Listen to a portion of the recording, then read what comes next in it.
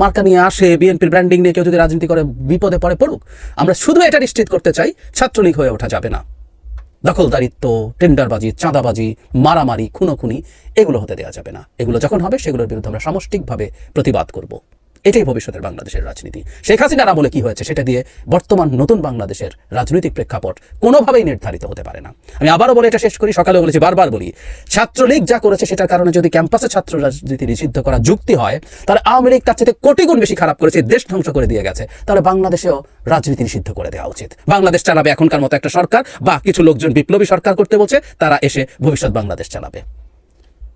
আসলে একটা অস্থিরতা তৈরির চেষ্টা আছে, প্রত্যেকটা তার প্ল্যানের পার্ট। অস্থিরতা তৈরি করে সেনা শাসন জারি হোক, বা ১/১১ হোক, বা একটা তথাকথিত বিপ্লবী সরকার দিয়ে ক্ষমতা দখল করা হোক, এই অস্থিরতার পেছনে উদ্দেশ্য সেটা আমরা বুঝি। এবং এর পার্ট হিসাবে ছাত্র শিবির এবং বৈষম্য বিরোধী ছাত্র আন্দোলন কাজ করছে, জেনে বা না জেনে। আই রিপিট, জেনে বা না জেনে। কেউ জেনে করছেন, কেউ না জেনে করছেন, কারণ এই অস্থিরতা তাদেরকে বেনিফিটেড করবে।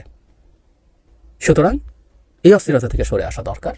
আমরা সবাই রাজনীতি করি, ছাত্র রাজনীতি করি, তার মতো করি।